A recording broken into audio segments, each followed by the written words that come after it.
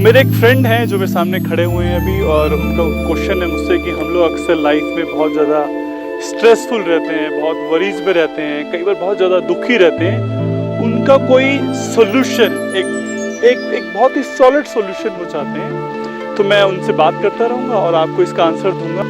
एक बार क्या होता है, एक आदमी होता है और वो शहर से गाँव की तरफ आ रहा होता है।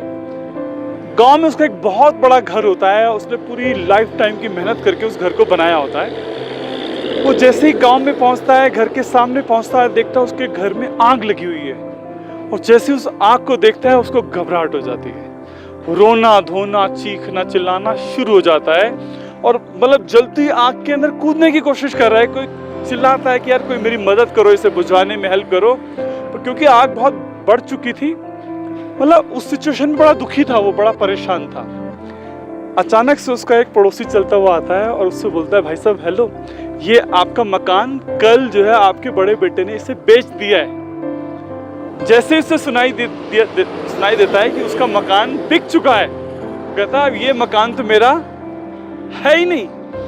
एकदम से उसको एक पीस सी आ जाती है, रिलैक्स हो जाता है, और बल्कि खुश होने लगता है कि चलो मैं बच गया।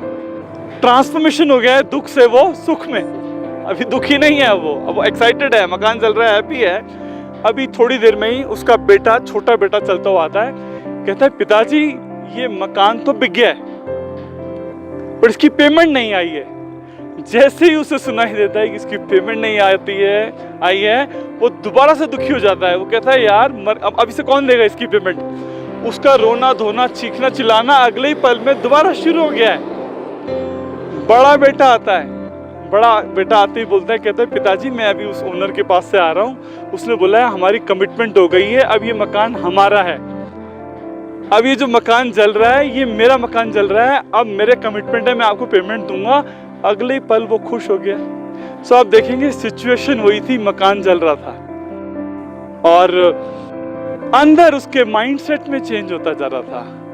कभी उसे लग रहा था कि मेरा मकान है, कभी लग रहा था मेरा मकान नहीं है। सो उसके दुखों का असली कारण अगर आप देखेंगे, मेरा अटैचमेंट विद थिंग्स जो है ना, वो क्रिएट करती हैं पेन। सो मैं आपसे ये नहीं बोल रहा हूँ कि घर गाड़ी बंगला फैमिली को छोड़ दीजिए, बट उनके साथ जो अटैचमेंट्स है उसे डेफिनेटली छोड़ा जा सकता है।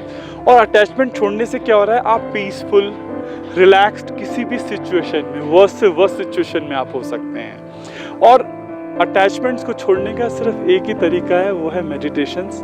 मैं बहुत सारी मेडिटेशंस की वीडियोस बना रहा हूँ, उन वीडियोस को आप देखेंगे, अपने आप को नॉन अटैच्ड कर पाएंगे, and you can live a very happy life in any kind of situation. So thank you very much. Success and happiness के लेटेस्ट वीडियोस को वॉच करने के लिए ज़ोरबा डिज़ाइन चैनल को सब्सक्राइब कीजिए और साथ ही साथ बेल आइकन को प्रेस कर दीजिए।